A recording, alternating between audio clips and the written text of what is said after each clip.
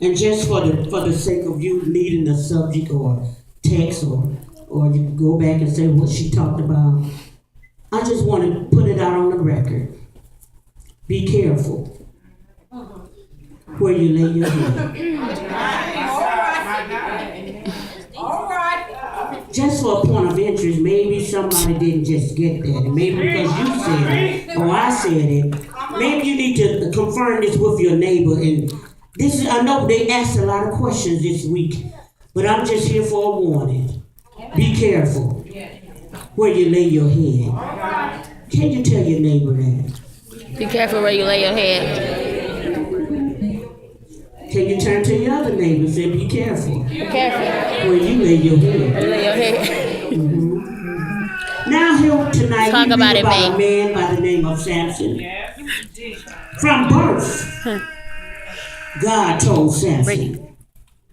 God told the mother of Samson and the father of Samson that he would be born to two people. And the purpose of his birth was to deliver God's people out of the hands of the Philistines. Yes. From birth, the angel told his people, his mother and his father, that he was going to be a special child. Wasn't just going to be a male child, wasn't going to just be a son, but he was going to be a Nazarite. And for the sake of you that don't know what Nazarite meant, and the Bible says that it has no razor should come to his head. My God. This child couldn't drink wine, couldn't drink from the vine. One thing this child was, he was dedicated to God's will, and he was dedicated for total consecration. Yeah.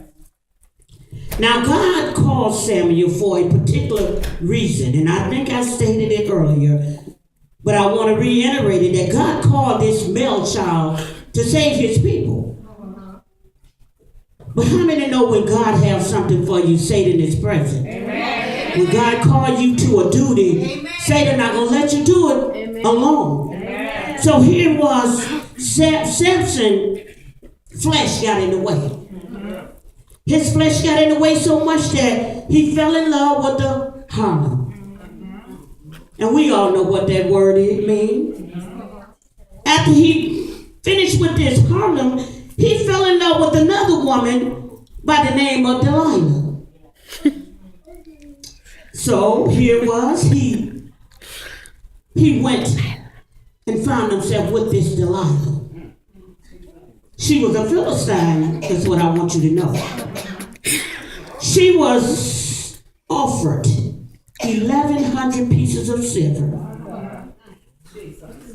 for the downfall of Samson.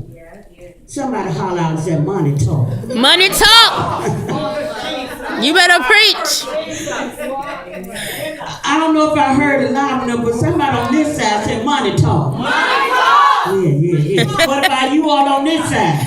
Money talk. Yeah. So she began her journey. She asked him the first time, she said, Samson, and I might paraphrase, I hope you don't mind. Samson, I need to know where your strength at. So Samson here, just as a particular man, he tall and he played and he began to say, well, just bind me up and with some green with it. If you bind me up, my strength gonna leave. He was just teasing with her though. So that's what she did, and she began to call the enemy because she thought this was gonna work. But little that she knew, Samson began to break these whips off his hands. And that wasn't the story of his strength. Here it was. She asked him again, now played with me long enough, Samson. Now tell me, honey, where your strength lies? All right. She was on a mission. But may I pause here for the sake of somebody that maybe you don't know, that you can't play with the enemy. Amen.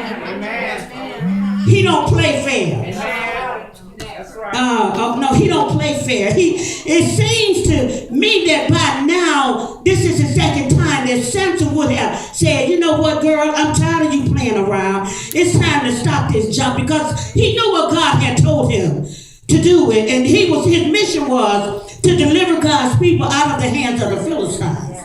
But Samson kept on playing on the devil's territory. And he sat there and he began to play on, and Delilah got so sweet and her voice began to get so calm, and she was a charmer, y'all. And she said, Samson, now come on, tell me where your strength lies. All right. So she began to say some nice things to Samson. Preach. We sometimes, when the enemy come upon you, he ain't coming to you with nothing crazy, but he gonna say things like, I love you, baby. You better preach.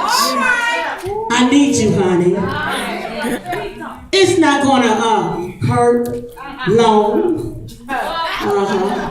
It's all right. I don't know if you've been attacked by the enemy, but the enemy he's sweet and he's kind, and he said, no one will find out. Now, you are the only one. I don't know if you ever heard these lines, but you the only one, baby. I won't tell if you won't tell. Delilah didn't stop. She was after this. Delilah.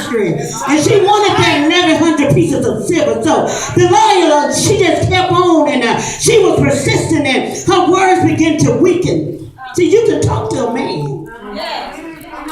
Yeah. My God. Preach. My God. If your words are sweet, you can talk to a man. Yes. And so she began to talk to Samson, and he began to get so weak. He said, well, Delilah, if you do this one thing, she said, if you cut off my hair. She said, if you cut off my hair, he said, my strength will fall.